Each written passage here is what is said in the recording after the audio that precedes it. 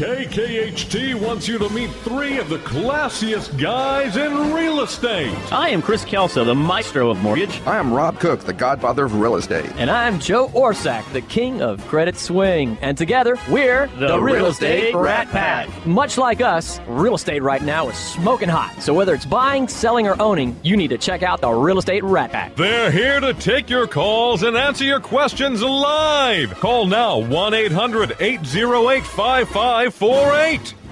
And now, the Real Estate Rat Pack. Yahoo! Every week it's in mono versus a stereo. Yeah, Joe, where are you, buddy? Yeah, he should have called in just so he can have the intro there. Just so you had the intro down for us, you know? I mean, it's crazy, but great day in Houston, by the way. It's absolutely beautiful. You know what? Everybody wants them. We got them. We got them. We have them here in the studio. In the studio. In the studio. The Kinks. The Kinks. Right. We have real estate royalty with us. Absolutely. You know, and I want to give a big shout out. You know, every week we post that the Jets landing and the limos pulling up. We actually have a limo pulling up. People don't realize that. They actually were brought in today by Creekside Limousines, a really good friend, personal friend of the Real Estate Rat Pack and of Capital Title. Bryant Clark actually owns or is there with Creekside Limousines, and you can reach him at 281-881-7108. How was that ride in? He was fabulous. Incredible, wasn't it? Very comfortable. But so this just sets a precedent. You know that, don't you? This sets a precedent. That is correct. And so now, you know, Teresa Kennedy, if you're out there listening, Teresa, next time, limo, I promise. Yes, it sets a precedence. Let me tell you, we know how to treat people right. That is definitely it. And we also want to put a big shout out to Capital Title.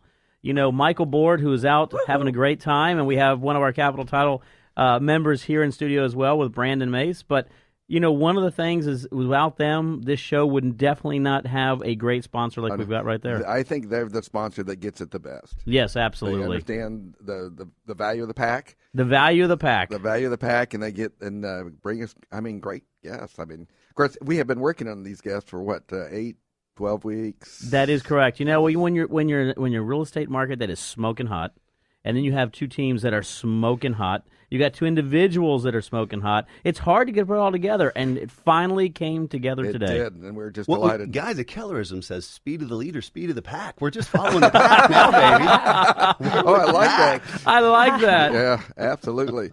Well, first up, we're going to have Diane Kink up, and we're going to have Bruce Kink up, and then we're going to have them up together. That is correct. And that's the best way to do it. And so, Diane, welcome. Thank you. Great to be here. And I always ask this question to people because, you know, one thing I love about real estate and realtors is that they all started out somewhere else. Tell me, what got you into real estate?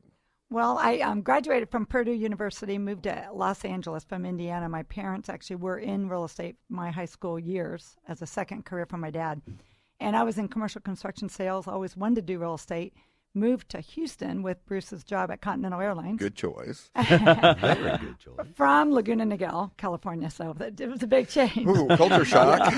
But however, I waited till our daughter got in kindergarten and ran down to Champions Real Estate, got my license in a short period of time, 3 weeks if I recall, and started off my first year in real estate with Keller Williams in 1998. And still with them. Still with them. My first year, I ended up as Rookie of the Nation for Keller, my first year. Awesome. Congratulations, by the way. But guys, a fun story we always share is that literally at 16, there was a story that the parents shared where Diane would come in and she'd bang her fist on the table and say, "Stop talking real estate. That's all you two do is talk real estate, real estate, real estate."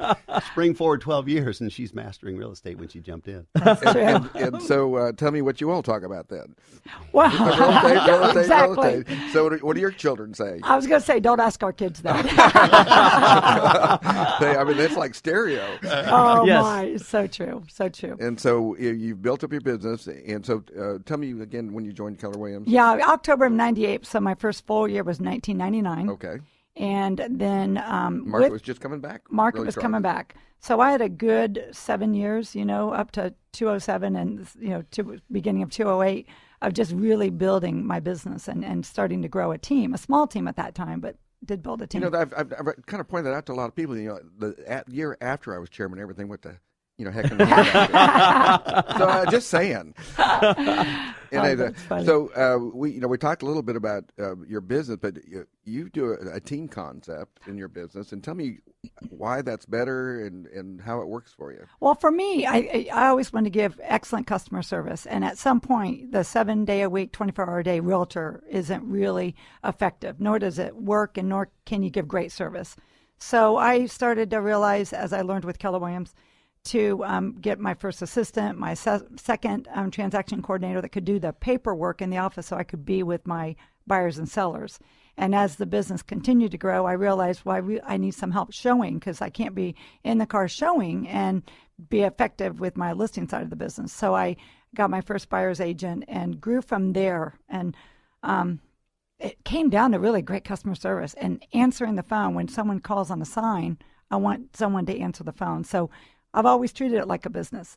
And that's very important what you said, because, it is a 7 by 24-hour business. Individuals want to buy a home on a Saturday and a Sunday and Monday at midnight, right? Mm-hmm. But an individual also has to be able to maintain a good balance. You have to, especially with children, you have to maintain a balance between what is excellent customer service and how can I service that client 24 hours a day. So building a team has been very effective for you. Very effective. And the balance thing that you talk about is probably hard in other careers as well, but it's very difficult in this business because the expectation is 24/7. But I found that if we explain to our clients how we work, they love, because they have a go-to person in every level on our team. I actually coach agents. I said, why are you available 24/7? Bingo. You think you're going to get your attorney at 11 o'clock at night? Exactly. Well, the fascinating thing, guys, is that almost every individual that steps into it has come from something else in life, right? And when you look at the other businesses you've come from, is it truly just one person? There's always an assistant. There's someone that does the back end work. There's someone that does the front end work. And yet we find real estate agents jump in thinking it's only me. I'm going to do it all. Right. Well, as you get busier, you better realize there's leverage there somewhere. Or you become the weekend warrior, the nighttime person, the holiday guy that gets all the calls.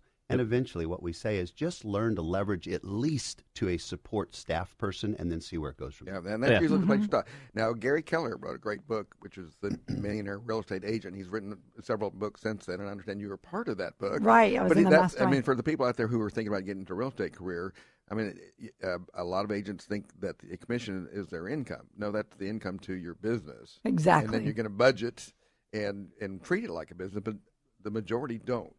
And talk about why that has worked so well for you.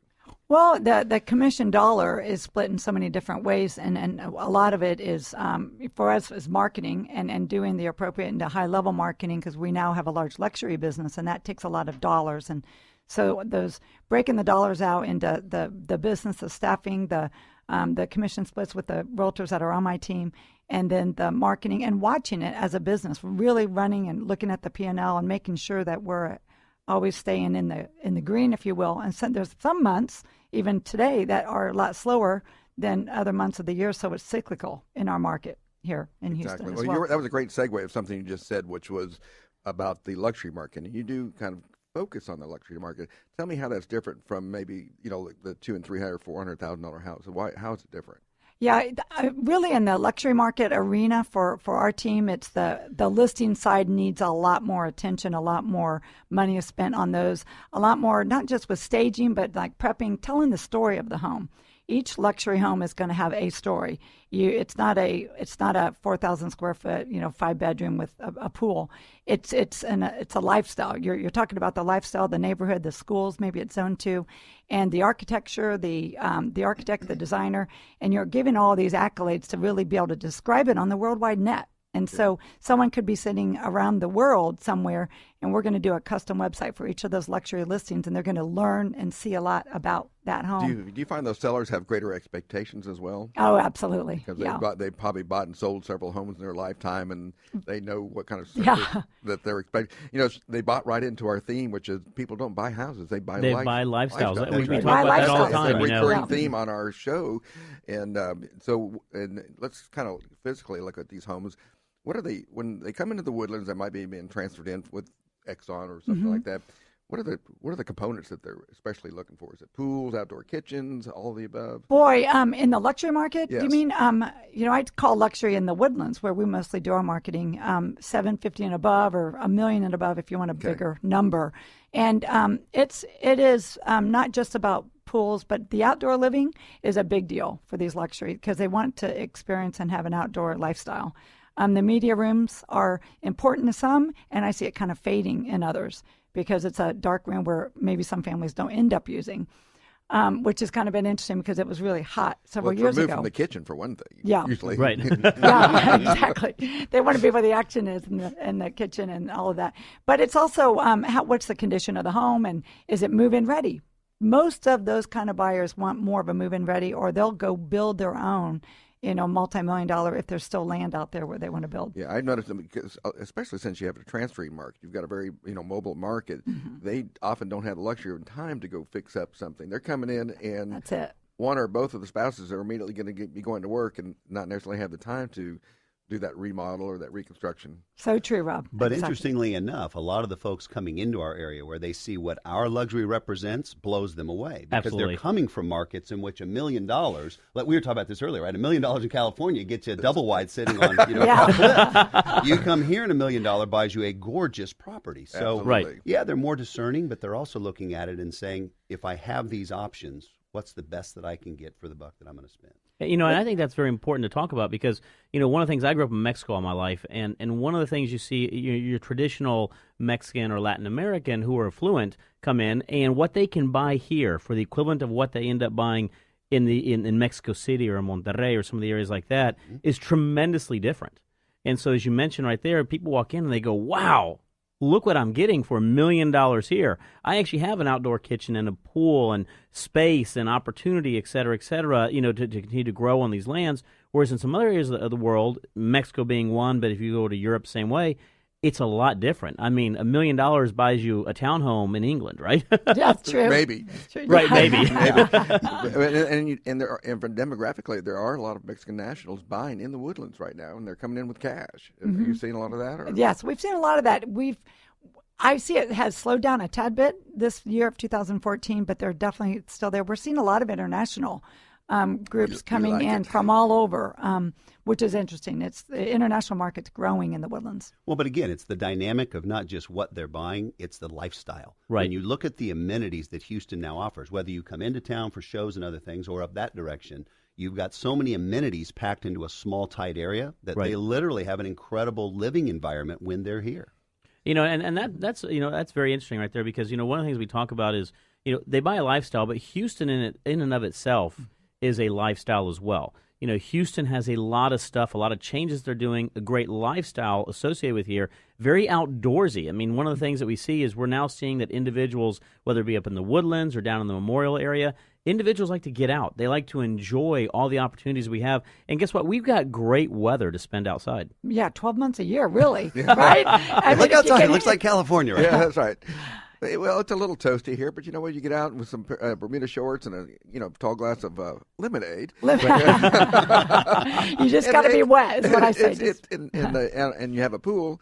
Right. It can be pretty comfortable. Exactly. And then, truly, some of the best weather we have is December, January. Right. Well, guys, the fascination is look at the Fortune 500 and 100 and 200 companies that are looking at Houston now as a place to call headquarters. Right. So it's because of the amenities, the affordability, all the things that it offers. It's truly an incredible value that these companies are looking at, and job growth it's what it's all about. And I tell everybody all the time is Houston, if you were to look at the epitome of a multicultural area, of a melting pot, which is what the United States is built on, you will never find a melting pot larger and more appropriate than Houston to represent that. It's huge. That's We so true. absolutely represent the melting pot, theory, for lack of a better word, that we've got in this country and how we were built. If you can go northeast, southwest, and find every type of amenity, benefit, feature for your culture, for your religion, for everything you need to here in Houston. Right it's here. absolutely Yeah, tremendous. it was I think in Forbes that they basically said that Fort Bend County was the most culturally diverse county in the country. Mm-hmm. So, and I Fort think that would Bend. apply really to any area around Houston because there's like 150 languages spoken. It's amazing to go to a restaurant and you hear all these different languages. It makes it pretty exciting. Pretty fun. You look like you're about to say something about coming up against a break. You know, we are coming up against a break as usual. Time flies when you are having a lot of fun, and boy, we are with the Kink team in the studio. Woohoo! Stay tuned. We're going to take a break. We'll be right back. I've got the world on a string, sitting on a rainbow. Got the string around my finger. What a world, what a life, I'm in love. I've got a song that I sing. Welcome back to the Real Estate Rat Pack Radio Show with Chris, Joe, and Rob. The crew is taking your calls, so dial in at 1-800-808-5548.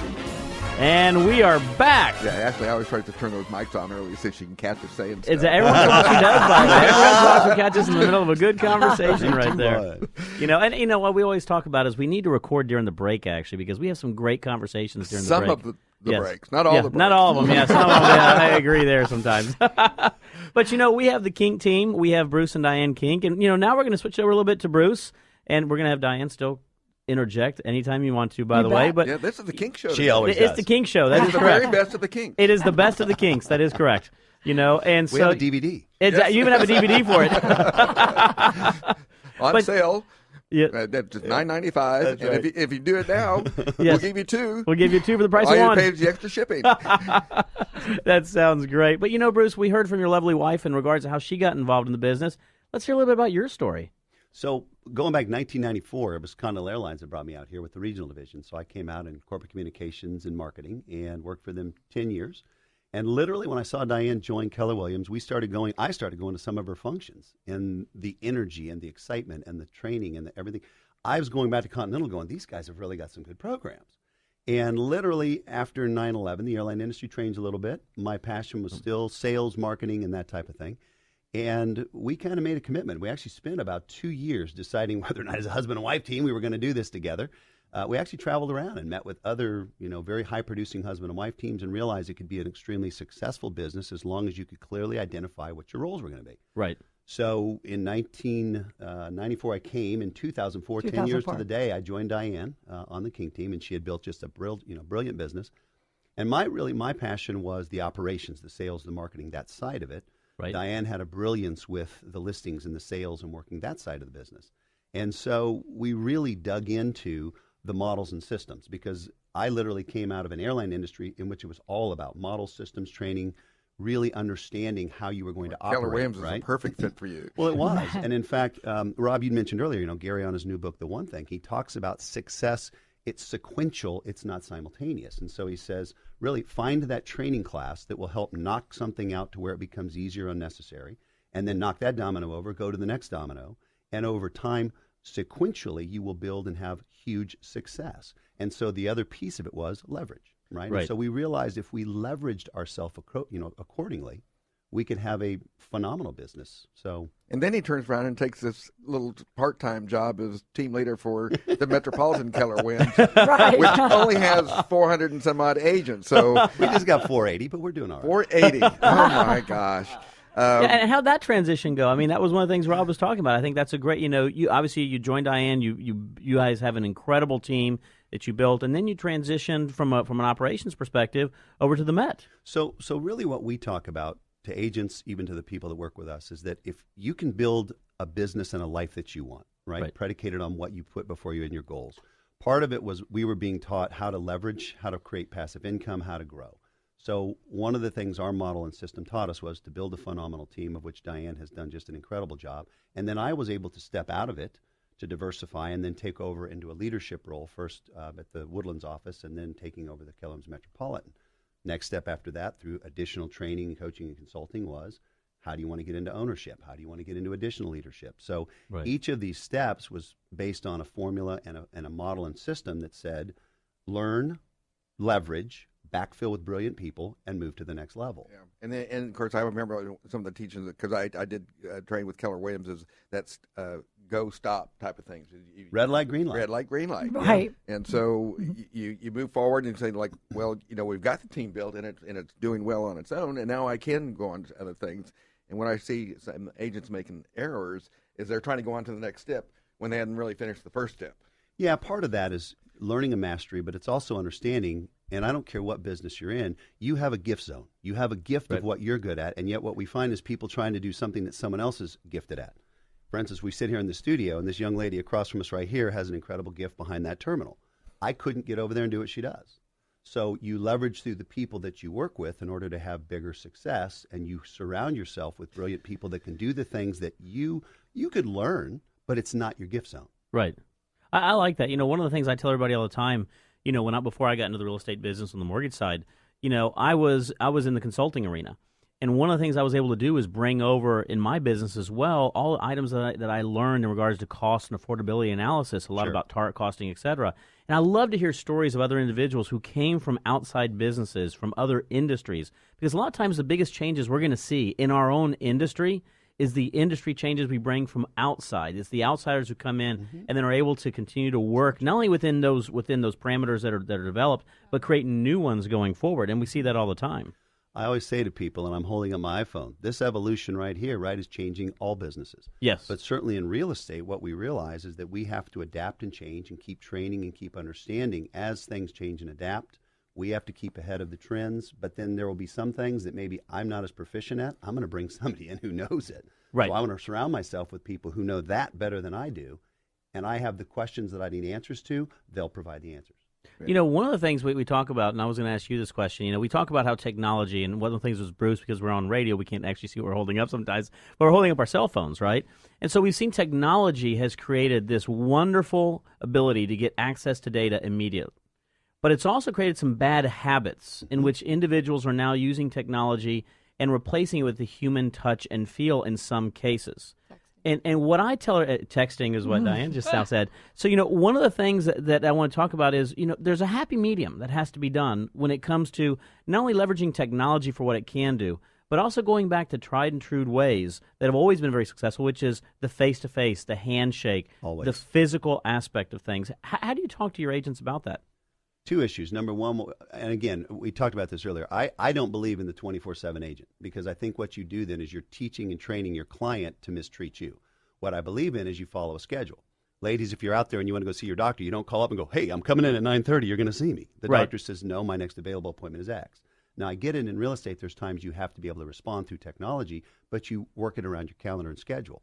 The second thing I talk about is, and in fact, Rob, you and I were touching on earlier, legal and ethics and otherwise. We're realizing that the text is not going to be upheld, right? You have to have physical, either email, time, date, stamp, or face-to-face where you then put it in writing. Right. So there's 2 points to this where, one, nothing trumps face-to-face. Nothing trumps the eye-to-eye conversation, ever. Gary Keller to this day will tell you he will beat any agent out there knocking on a door and going face-to-face and creating relationship, and then finding out how do you want to be best communicated to. If you want to be text, great. But then what you state in our business is that anything that has to do with contracts or anything else, we're going to do it in writing with a date and time stamp so we have record of it. Right. And there are some nuances out there. They've actually had some court cases where email actually enjoined somebody in an agreement because the principal it was CC'd on the email, and of course they found in favor, and they said that met the statutes of fraud and therefore was valid. Oh yeah. So you got to be careful with electronic transmissions out there. You definitely you do. sure do. And Diane, you wanted to say something as well. The tone on texting, sometimes you don't hear tone. I mean, you do with words, but sometimes the tone is misunderstood.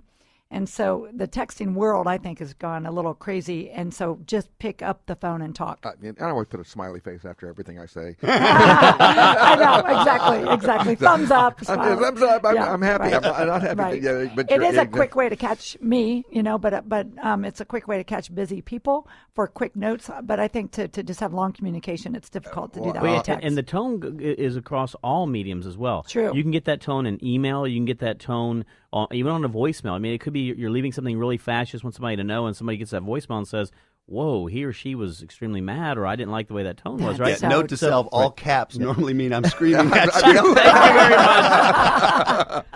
you. Thank you very much. It's like one thing is that there's going to be some changes.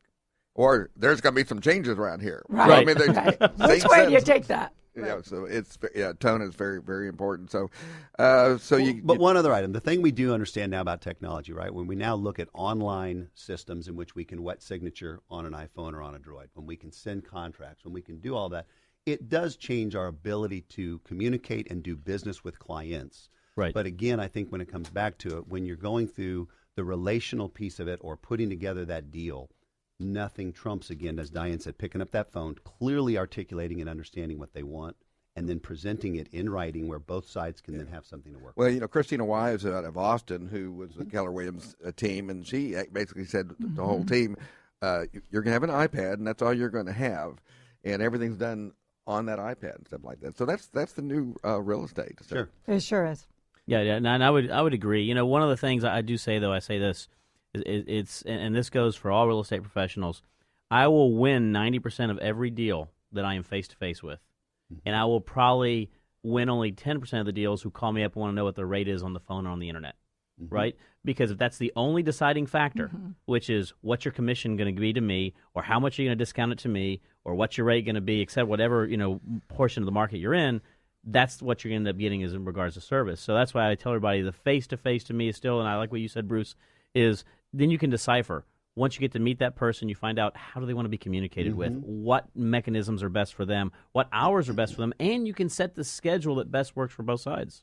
Well, the old adage, they don't care how much you know, or they don't care how much you know until they know how much you care. Right. You don't get that in a 14-character text. Right. True. Exactly that. And you talked about something about a minute about discount and things like that. Is that Right. That was a constant conversation with agents, and I'm sure you probably have in your office with 480. I'm sure you've had this conversation. Sure. My client wants me to cut my commission, all that stuff.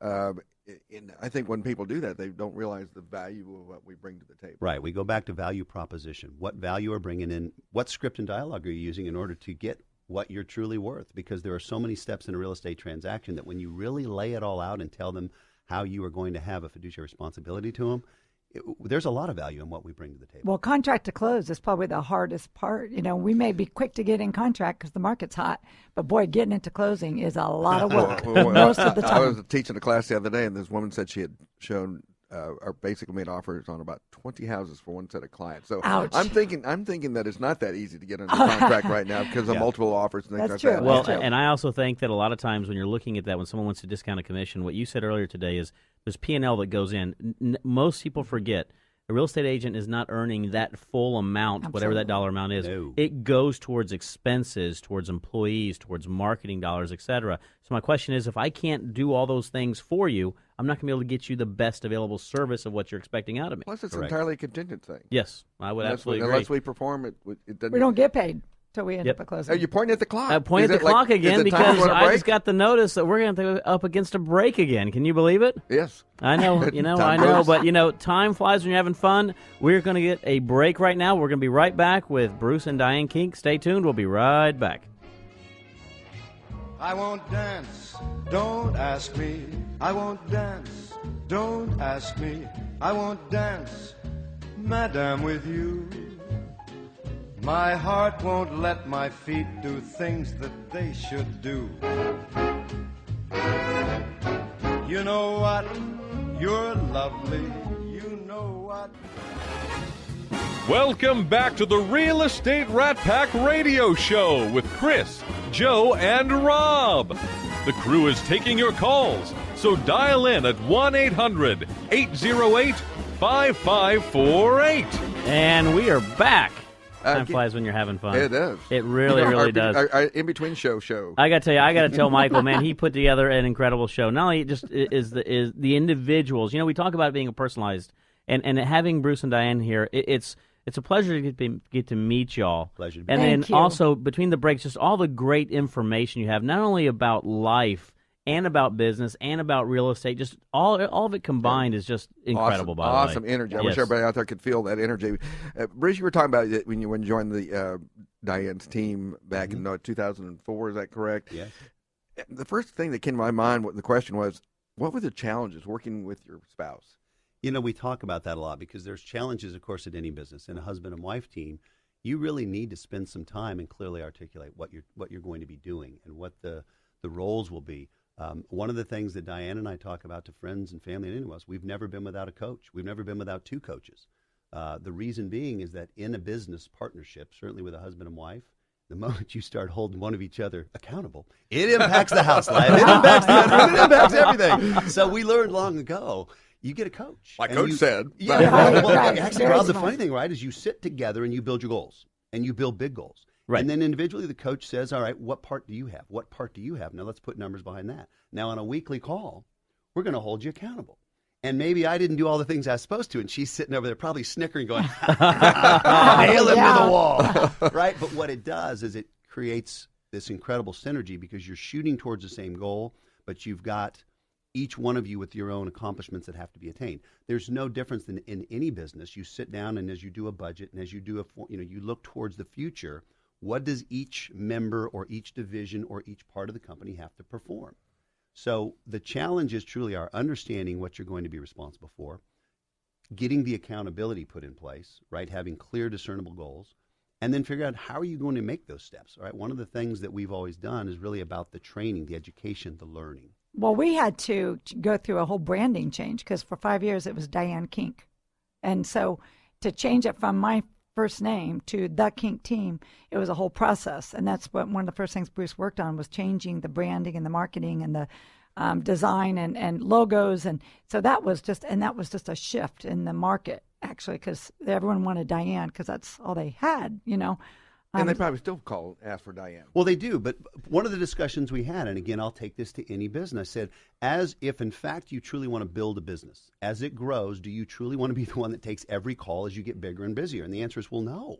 I can't. So I couldn't. you build a brand, you build a logo, you build an awareness, and then you surround yourself with brilliant people who are just an extension of what you want to be performed in your business. Probably the best thing, though, was that coach. At the time, Dave Jinks was doing our coaching. Oh, and I remember Dave. It was almost like having a counselor or intermediary and life coach. And so Bruce and I would be on these calls weekly and sometimes twice a week when we were first starting. And Bruce's role, Diane's role, and how are you working together. And without that, I think it would have been a lot harder to. You've got this great formula. It's identifiable. You can draw it out. Why doesn't everybody do that? Personal choice, misunderstanding. I look at it this way. I said, look at any business around you and then ask yourself a question. Is it one individual doing that business? And in most cases, the answer is no, unless you are an entrepreneur starting a business. And usually you ask the entrepreneur what his goal is to get someone else that can start helping me, to get another person to start helping me. So I look at it and say, treat this as a business. You truly are the CEO of a small company. Do you have a P&L? Do you understand your numbers? Do you understand leverage? Do you understand that for you to attain your highest level of success, you have a gift that you can bring to the table, and now let someone else bring their gift to do the back end and the things that maybe you don't love? Right. Let's talk about the Woodlands market. We've talked about it in the past, and it is smoking hot up there. Smoking hot. Smoking hot. And you're getting a lot of cases where you have a house on the market, 2 hours, and you've got 10 offers. I mean, It's more like 2 minutes. 2 minutes.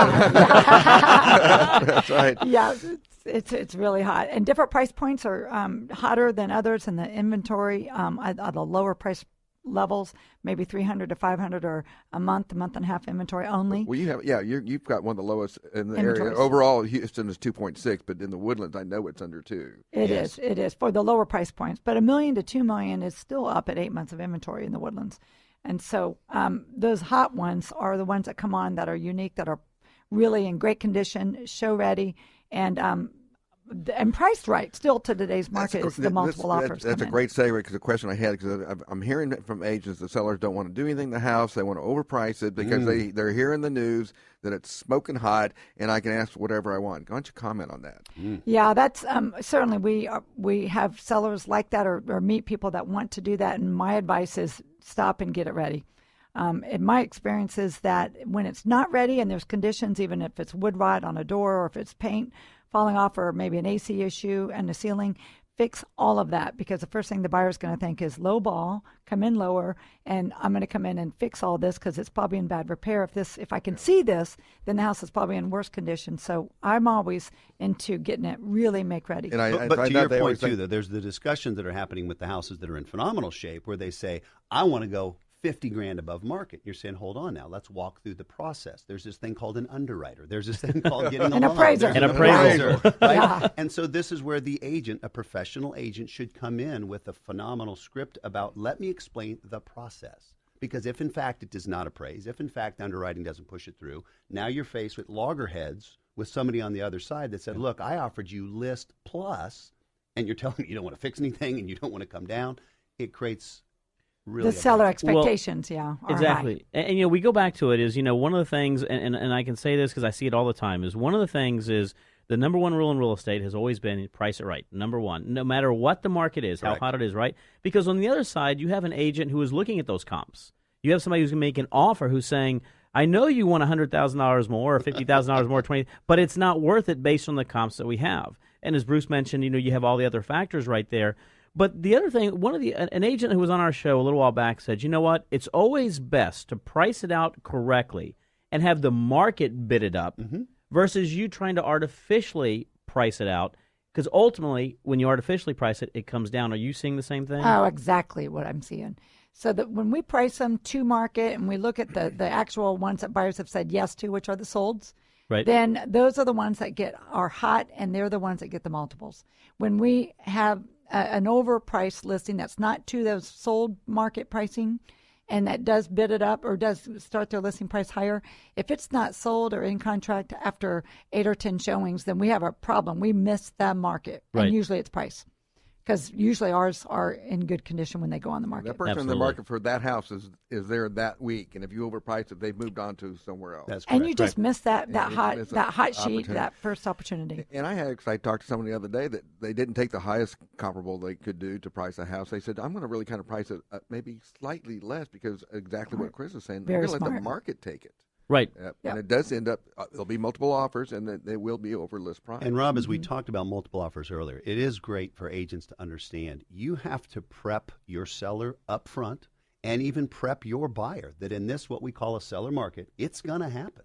And if you're not prepared as a buyer to act quickly, and if you're not prepared as a seller to see what's going to come across and then evaluate each one appropriately, you're going to run into some challenges. Yeah. Oh, yeah. And another challenge that we're seeing out there, and we discussed it this morning over orange juice and kolaches, which was pocket listings. And, already in California, there's lawsuits starting because, the sellers were very happy with what they got for the house, but then they, a month later, another house down the street sold for substantially higher. And because they didn't expose it to the whole market. And so I know you're seeing a lot of pocket listings up in the Woodlands Woodlands area. Yeah, we personally don't do those anymore for the Kink team because I feel and our team feels that we're not given the best exposure to that seller. The world needs to know that seller has an interest to sell. We still may have a seller occasionally that wants to go promote it, but once I explain the market to them and we'll explain that going on HAR and then the worldwide net, we're going to tell the world you're available, not just one agent or one buyer or two buyers that may come in and might make the process simpler, but I don't think it's doing them service. It is not doing them a service, and it's not doing the industry a service because the first thing appraiser does when they go look at comparable sales in that area, and if they're not being reported, they're going to go with whatever they have, which might be lower. So Right. if the prices are going up, they need to be recorded. They have to be recorded. So we know what that. One of the things that I think we've seen, though, we talk about technology. We also see all these new shows on air, right? We see all these $1 million listings and $1 million homes Sure, that do this, Bravo, do that, here right? we go. Right, Bravo, right, and they're fun. They're fun. They're scripted, Entertaining. But one of the things that gives people a bad idea about, and you know where I'm going about this, is a lot of them show about these listings before it goes on the market. We're going to do this, we're going to do that. Let me tell you, we are in a market here in Houston, which we have HAR. It is the number one The best. and the best in any industry, in any market across the board. Agreed. Why would you Amazing. want to keep your home off of HAR? I think the thing we're trying to get people to understand, the market shifted. In a Right. buyer market, you're begging people to come look at it. In a seller market, they are looking, they are waiting. So give yourself the greatest advantage, get it into MLS, let the world see it, and then see what comes of it for both the agent, for the seller, for the neighborhood. It is a better way to go about putting it out to the world. I And would it agree. is a great time to put your house on the market, by the way. Yes. It is a great time. Phenomenal. And, you know, we time. often go. This is our 1 minute of begging and pleading. And everyone in the Woodlands who's listening, would you please put your house on the market? It is time. And call the Kink team. Call the Kink team. They will get your house on the market immediately. But seriously, a lot of people are concerned because they say, well, where can we go? And that has kept a lot of people. That is in so their right, house. Rob. Builders are building, lenders are lending. There is land to be developed, and there are jobs coming here, guys. Inventory is in progress and happening at a record pace. We need to continue to get our sellers to understand.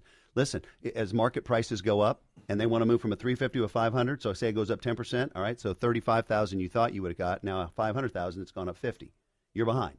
Right. Well, Dive yeah, in. Well, you because got, it's time to right size. Get into that smaller house or bigger house and right size your home. exactly. But that's a perfect scenario that you talk about it, because if you're waiting for that other house to go up, going up. it's going up. It's going up. exponentially greater. You know, I actually showed people that, and they go, "Oh, yeah, Never thought of that. I'm going to lose $20,000 by waiting." Yep. So true. But you know, we are going to lose. We're going to lose some airtime, and we're going to get in trouble right here if we well, don't I get think off we the should go air to a for our break then. break really fast, by Yes. the way. We got to pay for the show. We have to pay for it somehow, so time flies when you're having fun. I say this all the time. We have one more segment to go with Bruce and Diane Kink. Stay tuned. We'll be right back.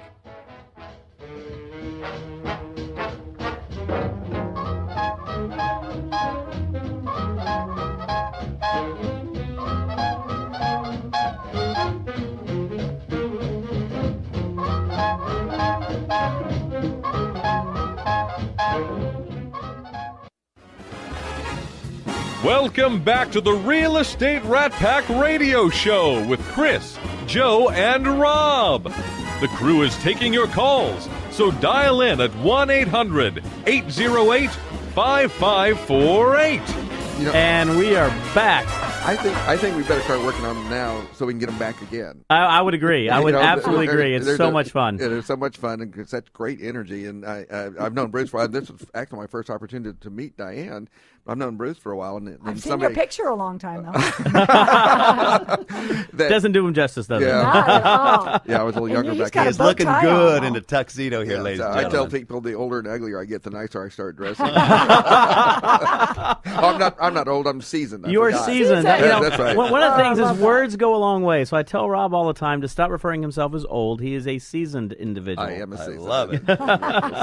So we're talking about the hypermarket, and Bruce was talking on the break about. Well, tell us what you're talking about when you're talking about values and you're trying to explain to somebody about. When you look at a Pricing. shifting market, right, from a buyer to a seller, we're not just a seller, we're a hyper seller local market. In other words, when we got to talking on the break about pricing, when you look at pricing now, when you look at the comps and the sales, you can't say, well, I'm comping out the area, right? We were talking about an analogy of a condo in which the building in which the condo is in had multiple sales. Correct. That becomes the hyper-local comp that they're going to use. Now, Right. if there's no comps available, then you start to branch out a little wider with like-valued properties. Right. In a hyper-local market, you've got to look at that valuation. The problem is sellers are saying, but you don't understand.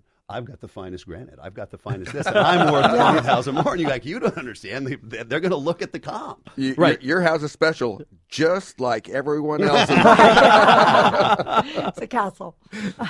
so that now we have a new acronym with HLC, HLC. hyperlocal comp. Oh, yeah, HLC. There we go. So, Yeah, but you're right, Bruce. I mean, one of the things, because we were talking between the break, we're talking about appraisals. One of the things we're starting to see is that as the market has really lit up in Houston, and we're not talking about we've been in this market for 5 years.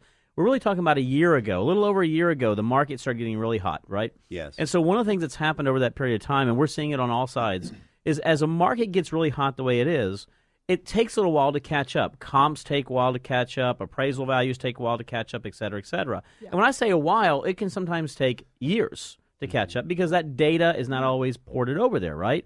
But the problem is that a lot of times an individual who's putting their home on the market, they're looking at what their neighbor did just now, or they're looking about something else that they see. And as we mentioned, what ends up happening, the appraiser is an individual who's just going to look, as you mentioned, the immediate comp in the area, independent of what upgrades you have, independent of how good that granite is compared to a friend of yours that lives 5 miles away. And so we're seeing some of those things happen like that. And it's a very good opportunity for us right now, and that's what the show is about as well, is it's about education. It's about individuals who are listening today, agents who are listening today. It's still about education. It's about making sure we price it right. Understand is Man, we all want to get deals done. We all do. I know you do, Bruce. I know you do, Diane. I know I do, right? I know Rob does. We all want to get deals done. But it still has to be done in a way that is correct and appropriate according to the market and the requirements and the conditions associated with it. Right. I like to bring our sellers into my office as a second appointment, after I see their home, and show them the market so they can see, touch, and feel and see a large screen on HAR. What's active? What are they competing with? What's gone into contract? What's the buyer said yes to in option pending, pending sale, and pending? Right. And what is closed since January 1 of 2014? Right. So here's what the facts are. Right. I'm not just presenting it on paper, but look at it with me. And I find that helps them to understand when they get to really see. Also opens the seller's eyes to how presentation and how things show online and how critical those photos are.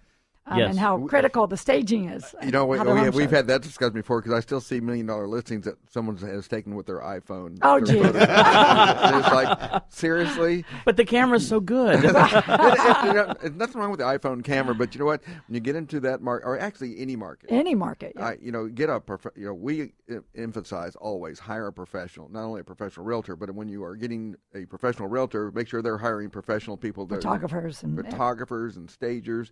That can put that listing in the best possible light to make that first impression. A perfect example of that was the other day we were doing some photos here in the studio, and we had I was taking with my iPhone, and we had a professional photographer take pictures with the camera.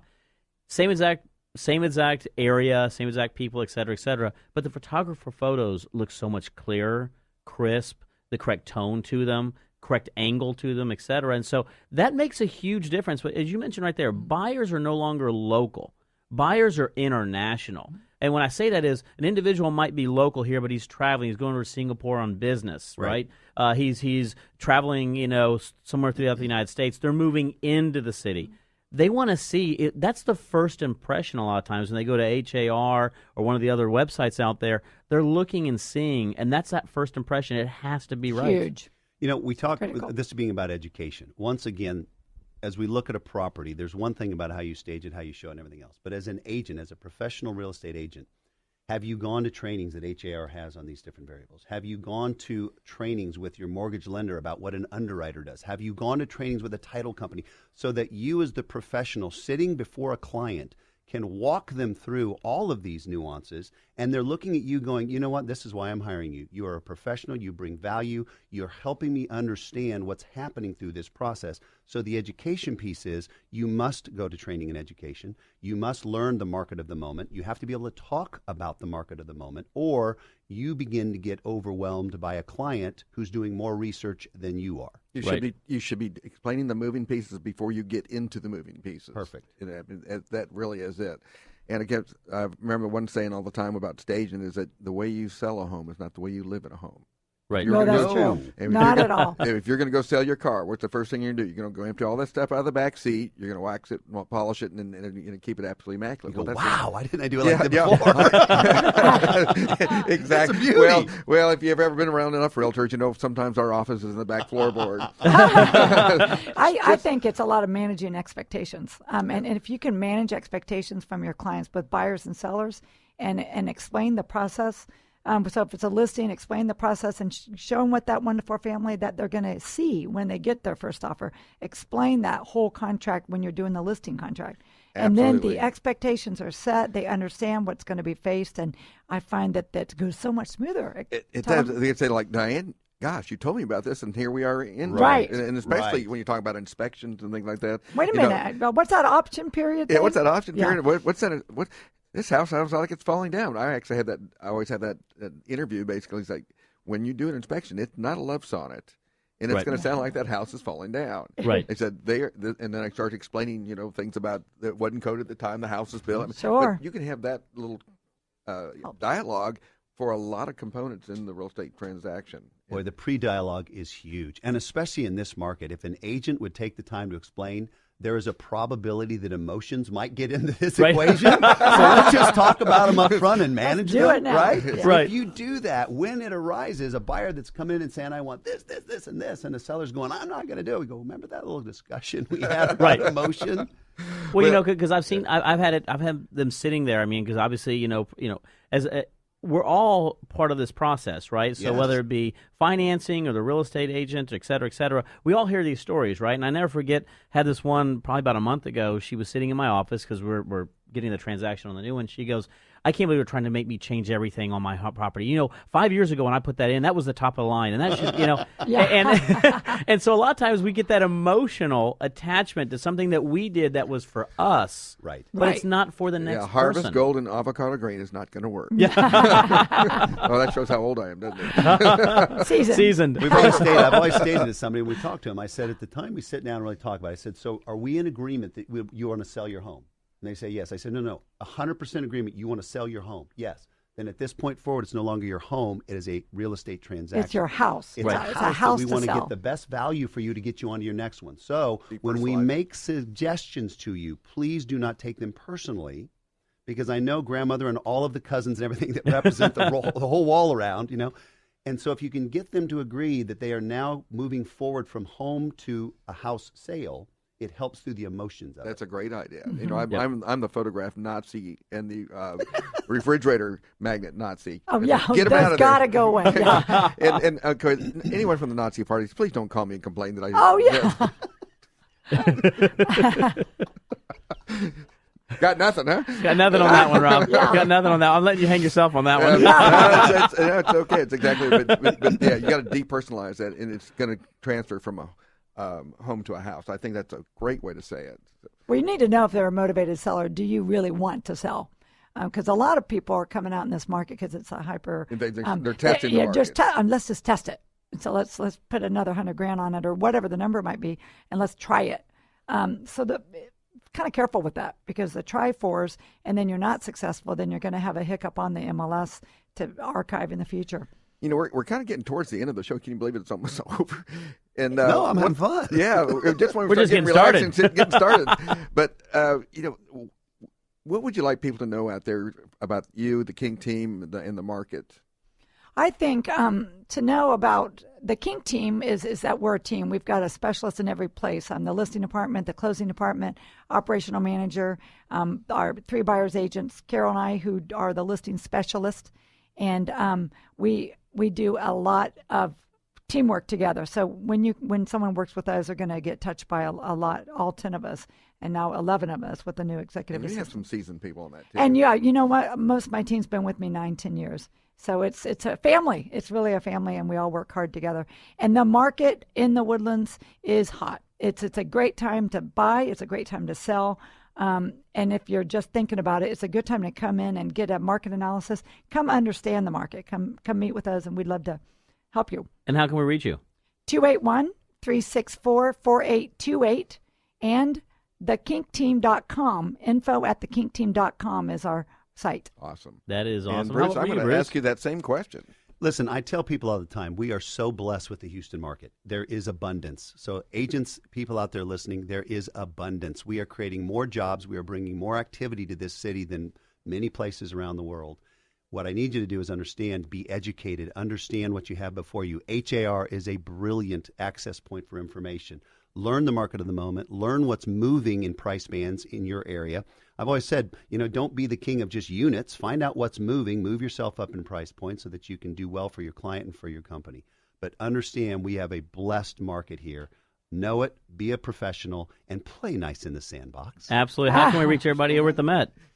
We're located mine, Bruce Kink, at kwmet.com, bkink at kwmet.com, or you can just go to kellerwilliamsmetropolitan.com. That is awesome. One of the things we always leave off is a great quote from Teresa Kennedy, actually, Yes. from your organization up there. And today is no different. It says, show respect even to people who don't deserve it, not as a reflection of their character, but as a reflection of yours. I love it. I think that is That's so awesome. appropriate what we've been talking about today, because it's really about the character that we all represent in a real estate transaction that is extremely, extremely important. Again, I want to put a big shout out to Capital Title for bringing the Kink team on here Thank today. you. Also to Creekside Limousines and Bryant Clark over there. Great individual. Until next week, stay tuned. We will see you then. And you've been listening to the Real Estate Rat Pack, The question is, who's Frank, who's Sammy, who's Dean, and who's the other guy? Chris is Frank, I'm he's Dean. Dean, and I'm Sammy. Yes, that's right. Yeah. So tune in to the really big